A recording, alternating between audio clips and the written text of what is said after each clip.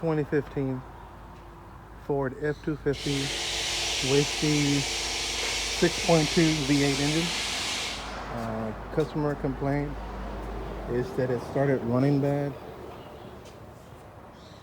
It has 50,000 miles, so it's low mileage. They towed it in because it was running so bad. So here's the codes.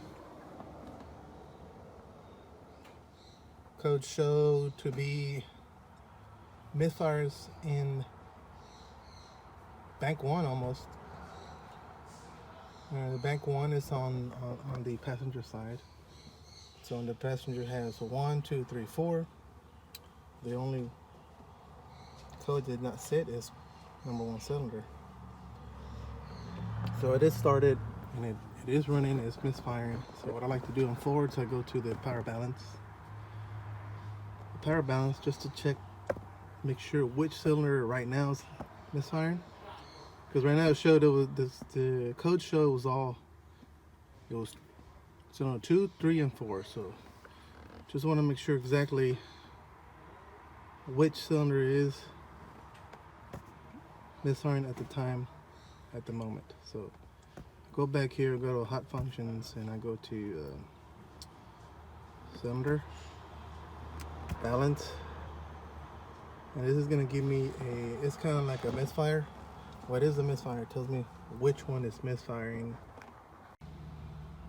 Alright, this tells me which one is misfiring right now.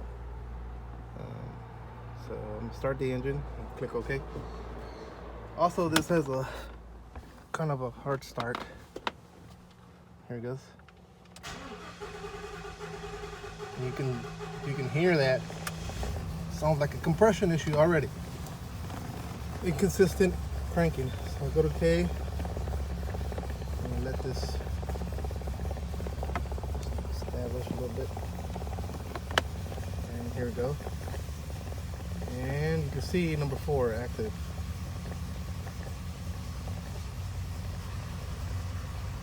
Alright. So we're looking at number 4. I'm gonna not concerned about 1, 2, and 3 at the moment. But there's one there. Let me turn it off.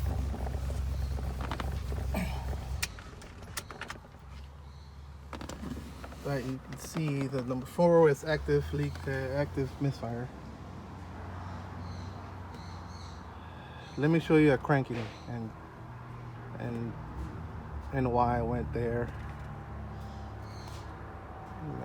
Well, what I did next is a easy and quick way to check compression. Now this is not 100%, but it'll give me a direction, I guess it would say. So on any car that has a misfire, I like to do this trick, and it doesn't work on all the cars. So you put it on clear flood mode, which is it doesn't inject fuel, and it doesn't allow it to start. And you just hear the cranking, make sure it sounds even. And this truck, it does not. So let me show you what I mean. Okay, here we go.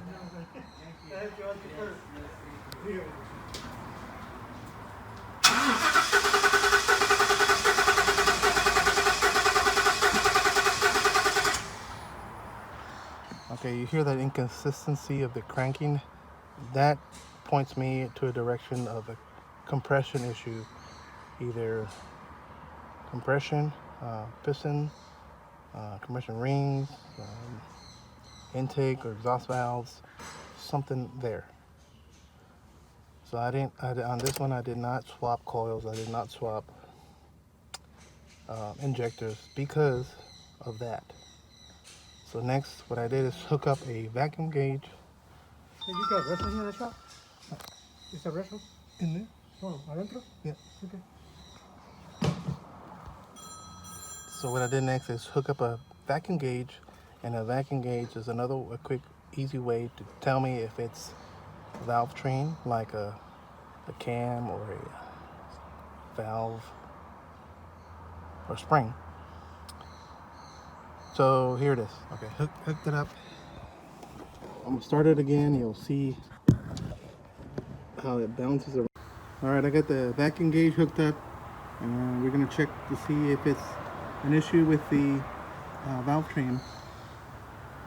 And the needle should be steady, or if it's a issue with the valve train, it will be bouncing around. There we go.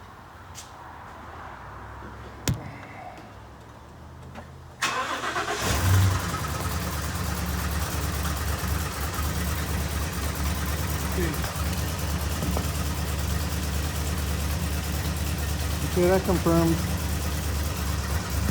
That tells me it has a valve train issue, and my next step is going to be to remove the valve cover and inspect the cam, springs, all that for issues. All right, back on this Ford, I took the valve cover off, and just like I suspected, the spring on the exhaust side on number 4, it is broken. And here's a shot of it.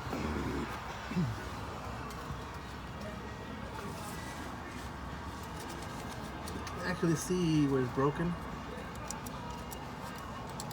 That's it right there. Broke. Shouldn't be able to do this at all. Broken there again.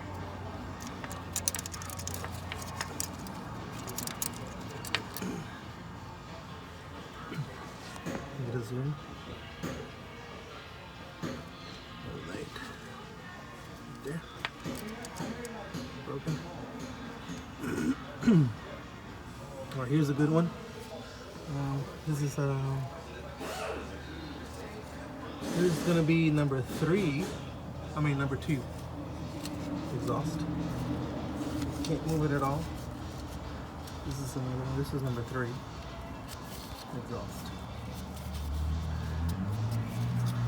So confirmed, broken valve spring. Valve spring causing the misfire. That's it.